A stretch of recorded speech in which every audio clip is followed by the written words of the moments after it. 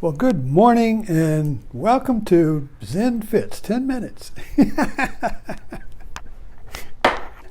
So, welcome to Zen Fits here in Blackstone, Virginia, the center of the world on Christmas Eve.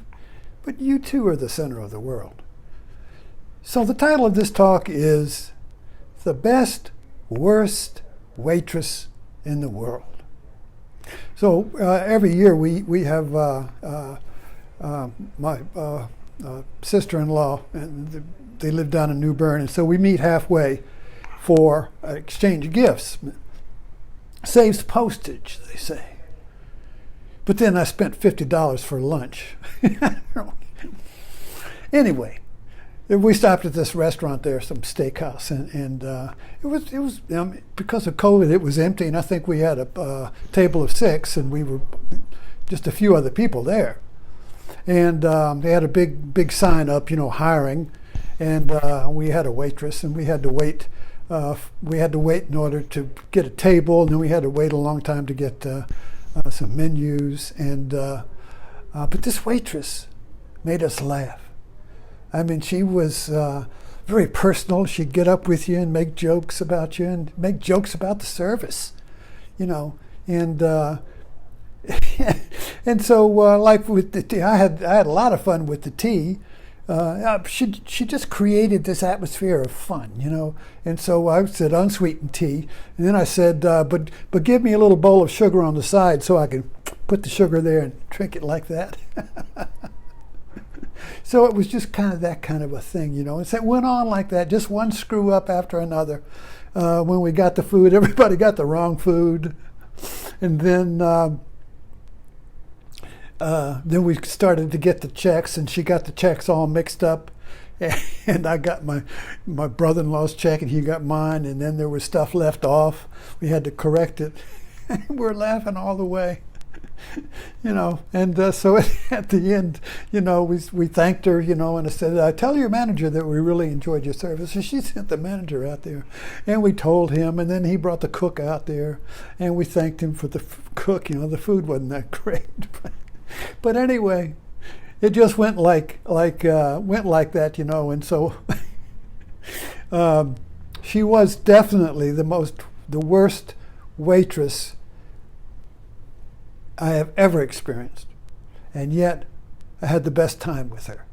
Now that's Zen. That's catch-22. Catch-22. I work with this all the time. There's been 2 movies of it. I saw the original recently. I forgot who's in it, but anyway, it's on Netflix. But anyway, catch-22 is yes is no, no is yes. What do? You see? How do you get out of this warp, this Groundhog Day? How do you get out of this tape loop where everything is yes, but it's also no, and every no is yes? So it goes round and around like a snake eating its tail. And it's either going to go down into a vortex of pain and anxiety and panic and violence. It's either going to go into violence, or it's going to go into joy, laughter. You see, it's either going to go either way. But it's going to go somewhere. It isn't going to sit still, because yes is no. And every time you think you got, yeah, I got it, it's no. Every time you think your bills are paid, the washing machine breaks down. You see, we live in this catch-22. Every time you think it's this, it's that. Every time you think it's that, it's this. Wow, wow, wow, wow. Stop the world. It's a treadmill, a Ferris wheel. How do you get out? You see, we always have hope. We always have hope that we'll get out. We always got a plan. We always got a strategy. We always got a savior. We always got an authority. Somebody who's going to save us. We always got a plumber, somebody who'll fix it. You see, we have hope. But the catch-22 is hopeless, because even the hope turns out to be a disaster. Even the Savior turns out to be an antichrist, or you know what I mean? Even the Savior turns out to be a devil. Every Jesus turns into a devil, every God into a devil. You say every devil into a God. Wow, wow, wow. Catch-22. So the worst and best net waitress. I just thought that was so zen. Such a living example of how the worst service can be the best. Why? We laughed. Now that's where comedy comes from. You see, particularly irony, you see.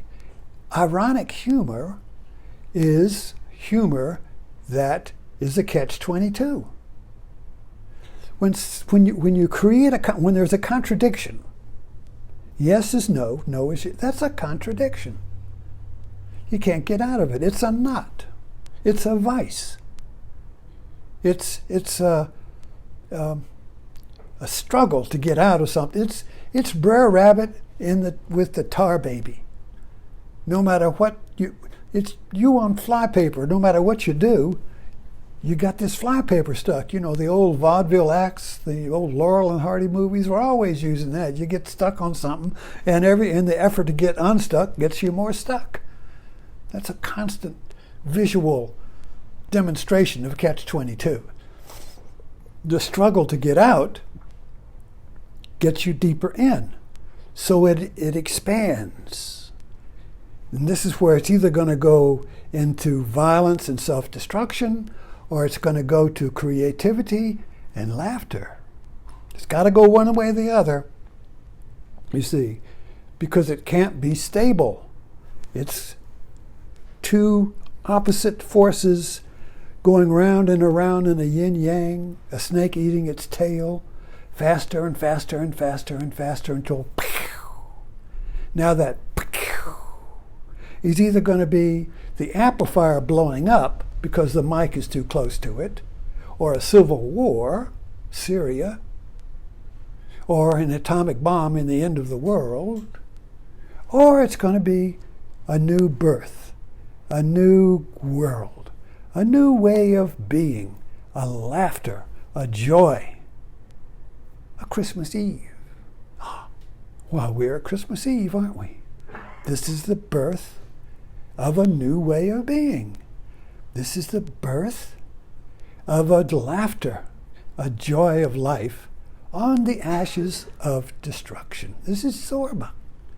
This is the joy of creativity that gets us out of the contradiction, the catch-22. So the only way out of the catch-22 is creativity, a new idea, a new birth, a new world, a new you, a new life, a new idea, a new business, a new project, you see. But it's all based in laughter, because the creativity is always, ha, I got it, a laughter, a shout, a yippee, a eureka, a wow, you see. It's always seeing something fresh. It's cataracts coming off. It's always seeing it for the first time. Seeing what for the first time? Where you are for the first time.